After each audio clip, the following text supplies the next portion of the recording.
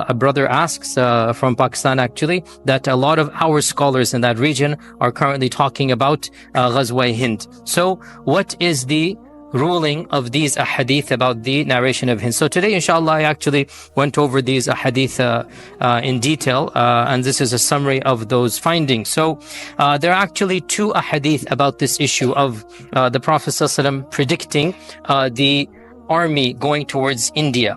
And the first of them, actually both of them are in Sunan al-Nisa'i. So out of all of the 6 books, only An-Nisa'i has these hadith. And An-Nisa'i is considered to be of the higher levels. Obviously Bukhari and Muslim, the most authentic. Then after that, actually An-Nisa'i comes number 3 in terms of authenticity. Tirmidhi comes number 3 in terms of usefulness.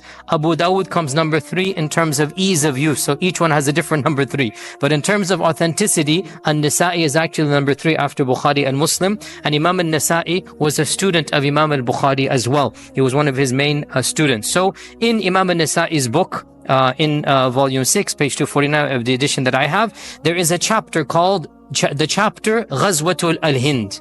There's the whole chapter which is called the Ghazwa, or the expedition towards India. So Imam An-Nisa'i has, in this chapter, he has 3 ahadith. However, these 3 are actually 2. Why? Actually, today as well, I'm going to add a little bit of hadith stuff so we can benefit, inshallah, about the reality of how we understand hadith sciences. So realize, when you have the same text or a similar text of a hadith narrated by different chains going back to the same sahabi, in reality, no matter how many chains you have, that is considered to be one hadith, because it all goes back to the same sahabi. Now, it could be that one of these chains is weak, then we look at the other chains, maybe it's authentic, so then we can say, okay, this is one hadith. So the first of these hadith is from Abu Hurairah radiallahu ta'ala anhu, and Imam An-Nisa'i narrates in his long chain, which goes back to Zayd ibn Abi Unaysa an Sayyar عن جبر بن عبيدة عن أبي هريرة رضي الله تعالى عنه قال وعدنا رسول الله صلى الله عليه وسلم غزوة الهند. The Prophet صلى الله عليه وسلم promised us that we will have an expedition towards Hind. فإن أدركتها. So this is now Abu Hurairah, this is the hadith. The Prophet صلى الله عليه وسلم promised us that we will conquer Hind. Okay?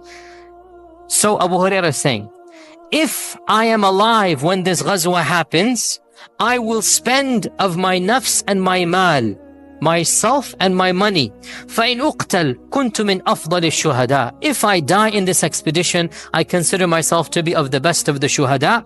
وَإِنْ أَرْجِعْ. And if I come back victorious, فَأَنَا أَبُو هُرَيْرَةَ الْمُحَرَّرِ. I will be Abu Hurairah who has saved himself from the fire of hell. Either way, I will be the winner if I participate in this Ghazwa-E-Hind. Okay? So, this is the first narration, which is 3173. 3174, Imam An-Nasa'i has a different chain to Sayyar an Jabr ibn Abid an Abi Hurairah, essentially converging on the third narrator. Sayyar an Jabr an Abi Hurairah, and is the exact same thing. وعدنا رسول الله صلى الله عليه وسلم غزوة الهند فإن أدركتها أنفق في نفسي وإن قتلت كنت أفضل الشهداء. So it's the same narration. It goes back to these 3 people, which is Sayyar an Jabr an Abi Hurairah. Now, the problem comes that this person, Jabr, who is narrating from Abu Hurairah, in fact, he is completely unknown, and he has no other hadith in all of the books of hadith except this one. Nobody knows who he is. And this is very common in early Islam, before the sciences of hadith began being codified. So there's somebody called Jabr ibn Abidah, and he narrates from Abu Hurairah this one hadith. How many other hadith does he narrate? 0.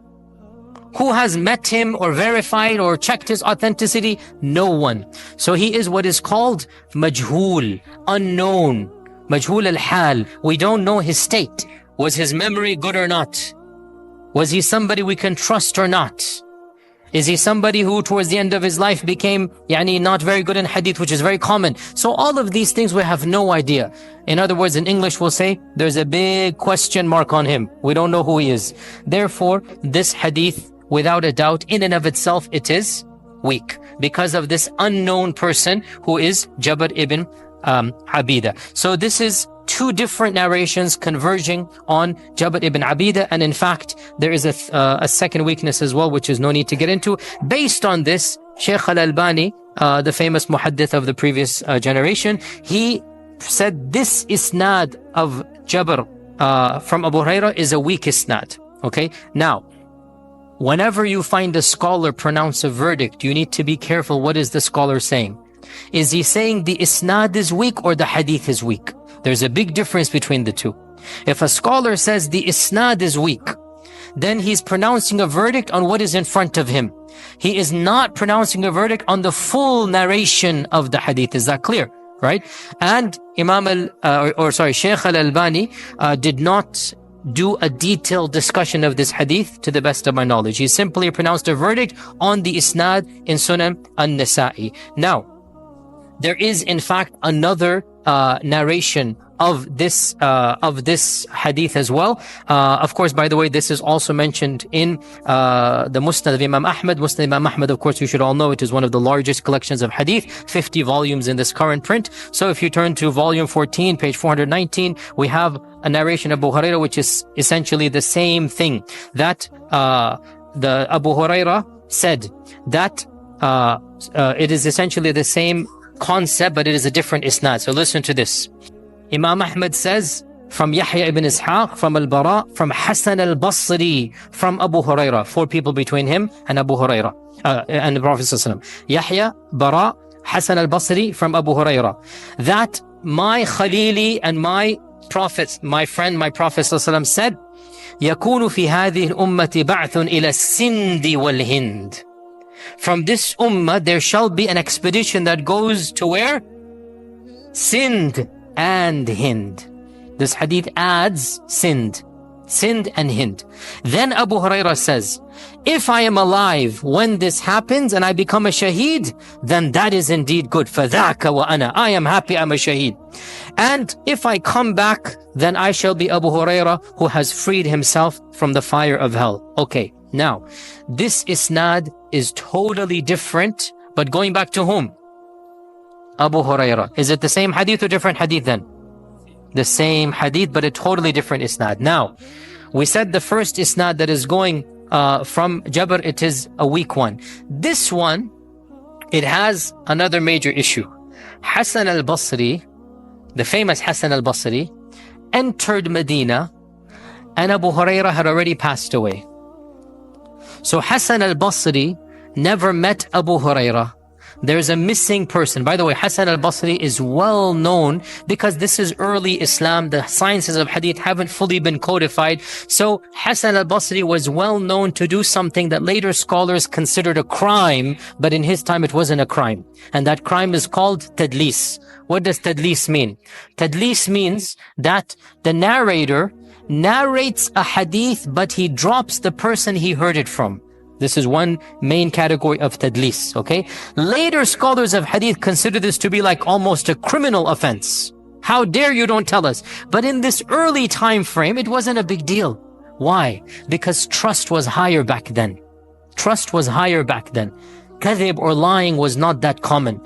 And so it wasn't that important that where did you hear it from? So Al-Hasan al-Basri, being the famous tabi'i, he died 110 Hijrah. He's one of the most famous of his era. Hassan al-Basri was well known to narrate from Sahaba he never met. Now, the common principle is when two weak isnads are there, generally they support one another so that they become Hasan. However, this is not a generic unconditional rule. And this is where the scholar of hadith becomes, the expert is brought in. In this particular case, and again, for those that might be listening online or advanced students of hadith, I am being simplistic, so you will point out other things. I'm well aware of them. I have done my research today, but for the sake of our class, I'm just mentioning some examples. There are other things that can be mentioned that I'm glossing over. For the purposes of our lecture today, Hassan al-Basri is narrating from X, from Abu Hurairah. In the other chain, we have an unknown from Abu Hurairah. In reality, these two weaknesses cannot help one another to make it Hasan li ghayrihi. They cannot do so. Because the weaknesses coincide in the exact same problem. right? And what I'm trying to point out here, the simple or generic rule that if there are two da'if isnads put together, they become hasan. It's not just you just take it and you apply it. No, you need a little bit more expertise to be brought in. And in this case, Imam Ahmad in his Musnad has a totally different chain to Abu Hurairah, completely different than the one in Sunan al-Nisa'i. But in reality, the two cannot be added up to make Hasan li ghayrihi. And that's why most of the scholars who look at these two narrations, they say the hadith of Abu Hurairah is da'if. And this was my knowledge of it as well until today when I actually spent some time researching. So today I came across a third narration from Abu Hurairah radiallahu ta'ala an, and it is in one of the more tertiary books of hadith, the Kitab al-Jihad of Ibn Abi Asim, who died 287 Hijrah. Ibn Abi Asim was a contemporary of Imam Ahmad. Imam Ahmad praised him highly. Ibn Abi Asim has a number of books of Aqidah and of hadith, and he is an original narrator because he is from that generation. He has original isnads.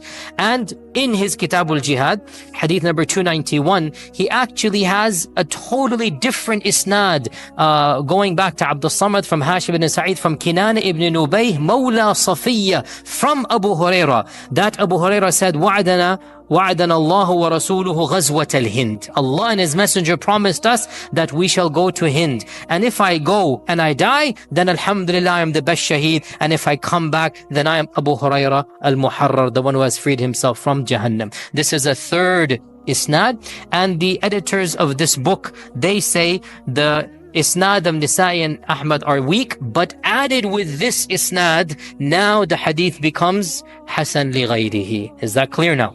Now we have three different isnads. Two of them kind of sort of are weak in the same area. This one has some slight weakness. We're not going to get into the details, but that is a weakness that doesn't conflict with the first two. So overall, therefore, the hadith of Abu Hurairah is Hasan li ghayrihi. It is something that we can consider to be, inshallah, acceptable. Now, even if somebody says the hadith of Abu Hurairah is weak, and this is the opinion of quite a lot of people, but in my brief perusal today, very few of them quoted the hadith of Kitab al-Jihad. They only use the two versions that are in Musnad Imam Ahmad and An-Nisa'i. When you add the third one, you have a good solid case. Even if you consider it to be weak, Imam An-Nisa'i's third hadith seals the fate. We said there are three traditions in his Ghazwa-E-Hind. What is the third one? He says عن محمد بن عبد الرحمن عن أسد بن موسى عن بقية قال حدثني أبو بكر الزبيدي عن أخيه محمد الوليد عن لقمان بن عامر عن عبد الأعلى بن عبد البهراني عن ثوبان مولى رسول الله صلى الله عليه وسلم أنه قال قال رسول الله. Who is the Sahabi here? Thawban. Who is Thawban? Thawban is the most famous of the freed slaves of the Prophet sallallahu alaihi wasallam. He narrated over 90 ahadith. The Prophet sallallahu had over 40 slaves that he owned. Every one of them he freed over the course of his lifetime. Many of them, like Thawban, volunteered to become a servant after they were free. Thawban was a free man and he became a khadim of the Prophet sallallahu alaihi wasallam, and he narrates over 90 traditions in Muslim Imam Ahmad. And Thawban as well, by the way, most of his narrations are about the signs of the Day of Judgment. He would collect those ahadith. He would love those ahadith. So this is Thawban. So in this hadith, Thawban, now this is a totally different hadith, not Abu Hurairah. Thawban said, I heard the Prophet sallallahu alaihi wasallam say, عِصَابَتَانِ مِنْ أُمَّتِي أَحْرَزَهُمَ اللَّهُ مِنَ النَّارِ. This is a totally different hadith. Two groups of my ummah, Allah has protected them from the fire of hell. Two groups of my ummah, Allah has protected them from the fire of hell. عِصَابَةٌ تَغْزُو الْهِنْد وَعِصَابَةٌ تَكُونُ مَعَ عِيسَى بْنِ مَرْيَمَ عَلَيْهِمَ السَّلَامِ.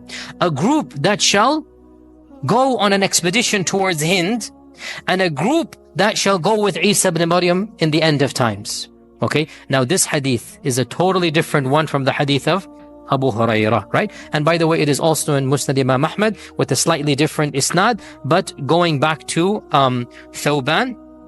So we have Imam Ahmad saying Abu Nadhr from Baqiyya, from Salim, from Muhammad, from Luqman, from Abdul A'la, from Thawban, that he said عِصَابَتَانِ مِنْ أُمَّتِي أَحْرَزَهُمُ اللَّهُ تَعَالَى مِنَ النَّارِ. So we have here hadith number 22,396 in Musnad Imam Ahmad, which is also going back to Thawban. So the concept of the Prophet ﷺ telling us that there shall be a group going to India, and that group is a protected group and a blessed group.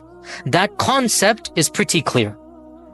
Is that now understood? Even if Abu Hurairah's version might be C minus D plus in terms of the isnad, Thawban is a good hadith. And put together the concept of the Prophet ﷺ telling us that my ummah will go to Hind, and in the other version Hind and Sindh, this is something that is inshallah ta'ala very explicit and clear. Now, these are the only narrations. Thawban and Abu Hurairah, there are no other narrations about Hind and Sindh. And by the way, of course, all of us should know, especially us from that region, that this has already obviously occurred. The very first expeditions that were sent towards Sindh was during the time of Umar ibn Khattab and Uthman ibn Affan radiyallahu anhum. However, this appears to be only ships that were meant to see what is going on. It wasn't like large expeditions. As we all know, the large expedition that went and first basically entered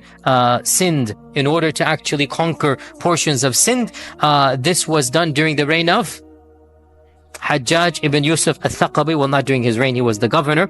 And of course, the story, by the way, everybody should know this. This is basic history. The story is first mentioned in a book that is considered to be the first book ever written by Muslims of India regarding the history of India from the Muslim perspective. This is called the Chachnama. The Chachnama, I'm not inventing the name, it is the name, the Chachnama, because it talked about the Chacha dynasty, and I'm not inventing that, it's real. There was a dynasty called the Chacha dynasty. And so the Chachnama was the first book written in Arabic, by the way. It is said that its author was one of the people who went with Muhammad ibn Qasim, one of the persons who were appointed by Muhammad ibn Qasim. He wrote it in Arabic. We do not have that original. 200, 300 years later, a Persian translation was made. We have the original Persian translation. We do not have the original Arabic. It is now lost. The original Arabic is lost. What we have, which is preserved in the British Museum, is the Persian translation that was done in the 9th or 10th century CE, not the original Arabic. And a lot of work has been done on this. And of course, as you can understand, there are questions of its authenticity or whatnot. Nonetheless, in the Chachnama, which allegedly was written by one of the shuyukh and the qudat of Muhammad ibn Qasim, he mentions the famous story that a group of Muslim ladies was captured by Raja Dahar of India, and the Raja had basically captured some ships that were being sent from Ceylon, Sri Lanka to Baghdad, and on that ship were some young ladies whose fathers were Arab merchants and whose mothers were Sri Lankese, and so the fathers had died. So the king of Sri Lanka, as a gesture of goodwill, was sending the families and these young ladies back so that they can be with their father's side of the family. And on the way, Raja Dahar, or they say some pirates under Raja Dahar, confiscated, and then obviously the ladies were taken, and news reached Hajjaj ibn Yusuf. Raja Dahar refused to give the ladies back, and so he sent his cousin Muhammad ibn Qasim. Muhammad ibn Qasim, he sent him at the young age of 19 to basically go and conquer elements of that region. And this is when the first conquest took place, and 3 major city-states were established, most prominently the city of Mansoura, which was a wall city. It's like a 3-hour drive from Karachi, and also the ancient city of Multan, not the modern city of Multan, that's a different one. The ancient city of Multan was also established over there. Muhammad ibn Qasim ruled over that region for a short period of time. There's a huge controversy, by the way, amongst the historians, because you have 2 completely opposite narratives about Muhammad ibn Qasim. Those who sympathize with him and those who didn't. Those who sympathize say he was a tolerant, open-minded, he didn't force anyone anything, and then you have the critics, they have the exact opposite view. Nonetheless, Muhammad ibn Qasim ruled for a few years, then some tensions happened which we're still unsure of, and he was recalled by Hajjaj ibn Yusuf, and after him, the Habbarid dynasty started ruling for around 150 years.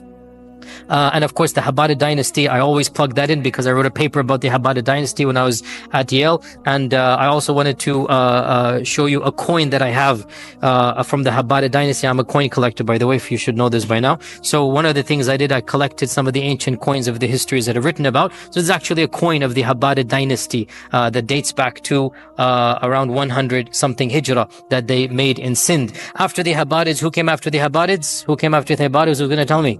O Muslims of India and Pakistan, who came after the Abbasids? Come on, this, you know this. Very good. Mahmud al-Ghaznavi. Ghaznavi came after the Abbasids. And so Mahmud al-Ghaznavi came and he rescued Islam from the Abbasids, because the Abbasids had become Ismaili, by the way. So Mahmud al-Ghaznavi came and he then took over that region. Then who came after Mahmud al-Ghaznavi? Which dynasty? The Ghurid dynasty. Then the Ghurid dynasty became what? The Delhi Sultanate. Then the Delhi Sultanate was about to collapse. And then what happened? Babur comes in. And then Babur comes in with... That's true as well, but generally speaking, the time frames are as I have said, but you're correct. These are other minor dynasties. Babur comes in, establishes, of course. Babur defeated Lodi to become... You're correct. Babur defeated Lodi to become the king. And then Akbar establishes the Mughal Empire. The Mughal Empire lasts until 1857, when the British come in and the quote-unquote mutiny or the independence happen, and Zafar Shah Bahadur, the final of the Mughal kings, is sent into exile in the land of Nepal, and he dies a miserable and lonely death. May Allah have mercy on him. Anyway, long story short, I mention this to be very clear about this, that we know what is happening in India right now. We know what is happening. And this talk is not meant to go into that issue. And the talk of Ghazwa-E-Hind, the ahadith, are used by certain people for nationalistic reasons. Allah knows best. It appears that these ahadith are of the past, not of the future, meaning it's already happened. Some people are trying to make this as a round two in order to have another Ghazwa-E-Hind. And Allah knows best. In my humble opinion, the ahadith seem to mention the first batch, and that's happened. May Allah bless them and whatnot. And I'm not saying it's impossible that the hadith are talking about the future, but it appears it's about that. My point is not to become political here. My point is to make a very, very factual claim. And that is as follows. When you look at the history of Islam in India, by and large, the extreme Hindus, the Hindutva, the RSS, the BJP, they present Islam as something that is foreign, as colonizers, as people who came and took away our culture, right? And this is something that we need to be very clear about. The Muslims who came to Hind and Sindh, they might have come from outside, agreed. And we can understand why some people would find that problematic. But they are not colonizers the way the British were. This is factually incorrect. Every time the Muslims came, they became Indian. And they ruled India as if it was their land. And they took on the culture and the customs, and they gave back to the culture and the customs. They were not external, aloof colonizers like the British were. The British didn't learn one word of Hindi. The British lived separate from the masses. The British imposed their language on us. The British looted everything, even the word loot, they looted it as well. And they took it with them.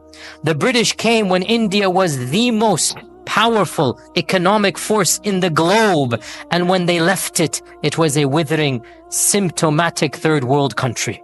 The British Empire would not be the British Empire had they not taken much of their wealth from the Far East, especially from India. You cannot accuse these Muslim dynasties of anything of that, because they took for their own peoples, which was the Indians. And Hindu and Muslim both benefited. It is factual to say India would not be in the India that it is today had it not been for the Muslims of India. The culture, the cuisines, the language, everything, the architecture. Biryani came from the Mughals. You wouldn't even, and I'm not joking, it did. You wouldn't even have biryani if the Mughals were not there. Can you imagine in India without biryani? Even will allow vegetable biryani, even though it's bid'ah in my opinion, but still will allow vegetable biryani, okay? That was a joke, by the way. But anyway,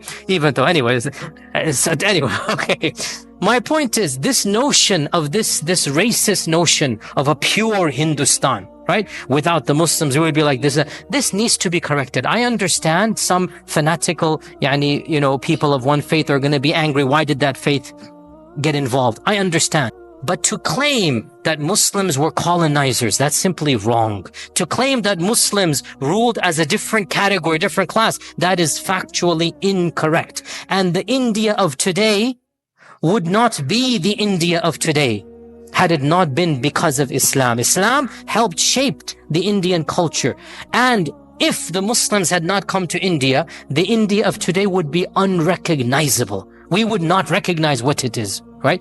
I want to also tell you, by the way, I took a class at Yale by one of the leading experts of Indian Islam. She's actually from a Hindu background, even though she's agnostic. I took a class with her, and it was in her class I wrote about many things, including about a dynasty. Her main thesis, and she's coming from a Hindu background, by the way. She's not a religious person, but her ancestry is Hindu. Her main thesis, which she proved throughout that class, was something that I had never even heard of up until I took that class in 2005 or 2006. Because my whole life, I was believing Indian Muslims and Indian Hindus have always been fighting one another, right? Her thesis, which she proved in her dissertation, and throughout the class she kept on referencing evidences. Listen to this.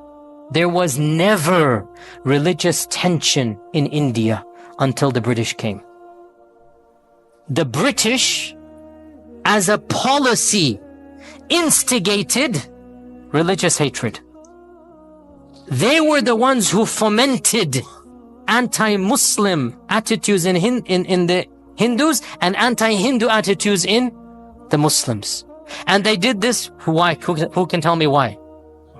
Divide and conquer. Divide and conquer.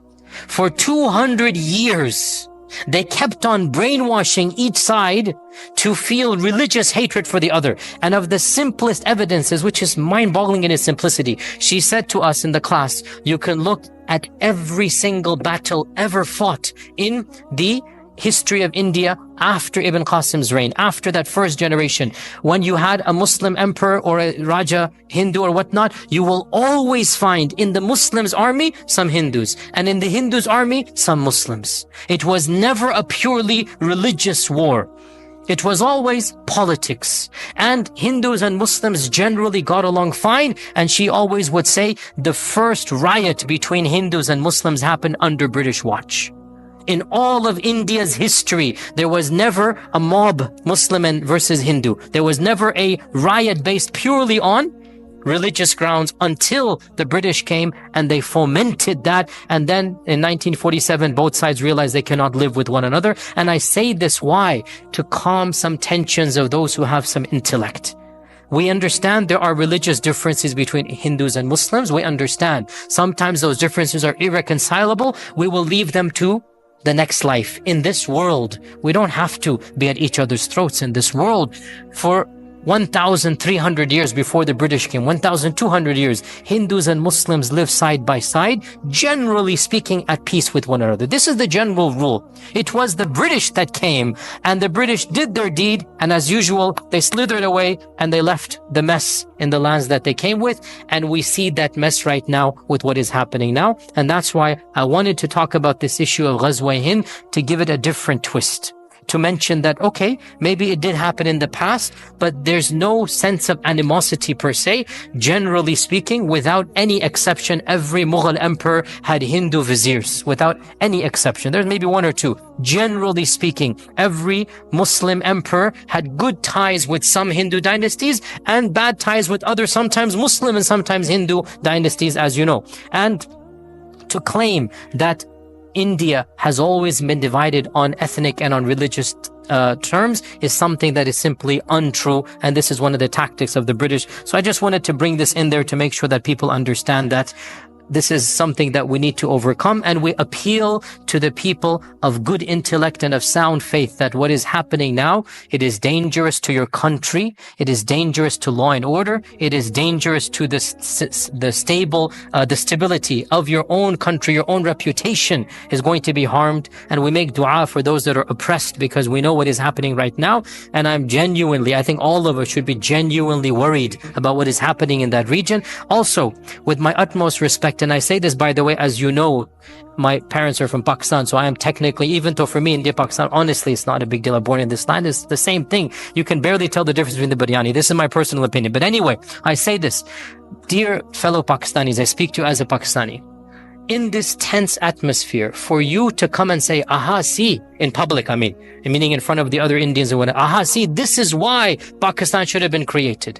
Do you think this is a wise time to say this, given the dynamics of what is going on? Even if you believe it, Do you think, because you understand what you're doing, you are taking some salt and you're adding it to the wound.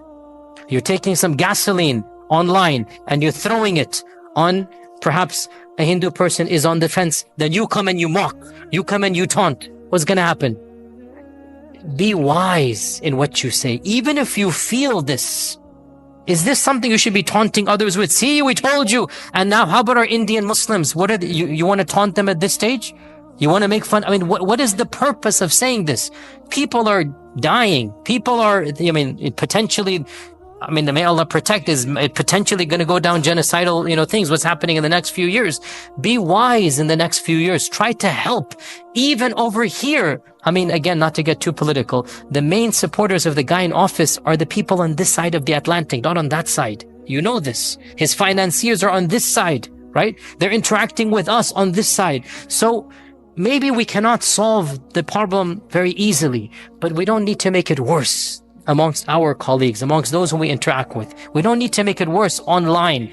Be wise in what you're saying. Make dua for those that are oppressed. And there's a time and a place. لِكُلِّ مَقَامٍ مَقَالٍ. There's a time and a place to say certain things. Now is not the time to go back to 1947 and say, aha, look, we told you so. Even if you feel that way. Rather, now is the time to talk about the positive contributions of the Muslims of India. The greatness that they brought, right? The language, the cuisine, the architecture. Imagine in India without Islam, you cannot. This is the time to bring those things here and calm the situation down even as much as you can, even if it's not going to change directly, but that's our goal here. And with that, inshallah ta'ala, we pray that Allah Azza wa Jal makes it easy for our Muslims, brothers and sisters in that land and in all the lands. We ask Allah Azza wa Jal to protect the peoples of those lands and of all lands, and to make sure that any evil is averted from them.